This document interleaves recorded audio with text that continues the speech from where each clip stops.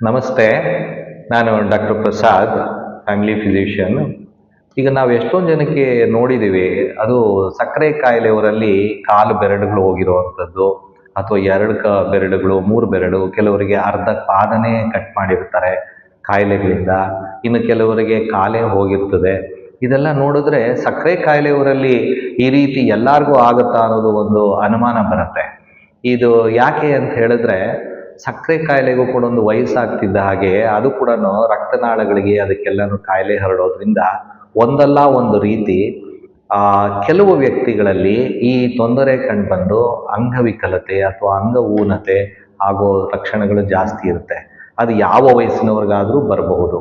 ಆದರೆ ಹೆಚ್ಚಾಗಿ ಅದನ್ನು ನಾವು ತಡೆಗಟ್ಬೋದಾ ಅಂತ ಕೇಳಿದ್ರೆ, ಈ ಅಂಗ ಊನತೆ ಅಥವಾ ಅಂಗವಿಕಲತೆ ಈ ಸಕ್ಕರೆ ಕಾಯಿಲೆಯಲ್ಲಿ ಬರೋದನ್ನ ಖಂಡಿತವಾಗಿ ತಡೆಗಟ್ಟಬಹುದು. ಹೇಗೆ, ಯಾಕೆ ತಡೆಗಟ್ಟಬೇಕು ಅನ್ನೋದು ಒಂದು ಮುಖ್ಯ ವಿಷಯ ಆಗುತ್ತೆ. ನಾವು ಯಾಕೆ ತಡೆಗಟ್ಟಬೇಕು ಅಂತಂದರೆ, ಮೊದಲನೆಯದಾಗಿ ನಾವು ಅದು ಅಂದರೆ ಸಕ್ಕರೆ ಕಾಯಿಲೆಯವರು ನಮ್ಮ ಪಾದಗಳು ಅಂದರೆ ಕೆಳಗಿನ ಕಾಲುಗಳನ್ನು ಸರಿಯಾಗಿ ನಿಗಾ ವಹಿಸಿ ಆರೋಗ್ಯವಾಗಿರುವಂತೆ ನೋಡಿಕೊಳ್ಳಬೇಕು.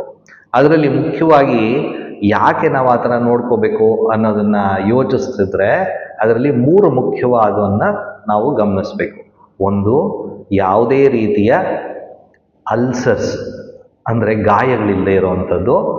ಎರಡನೇದು, ಯಾವುದೇ ರೀತಿಯ ಇನ್ಫೆಕ್ಷನ್ ಅಥವಾ ಸೋಂಕು ಇಲ್ಲದೆ ಇರುವಂಥದ್ದು.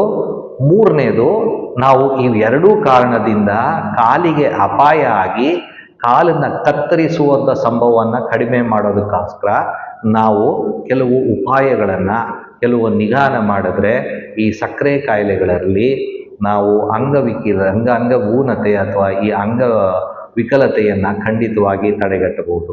ಮುಂದಿನ ಭಾಗಗಳಲ್ಲಿ ನಾನು ಇದ್ರ ಬಗ್ಗೆ ನಿಮಗೆ ಹೆಚ್ಚಾಗಿ ತಿಳಿಸ್ತೇನೆ.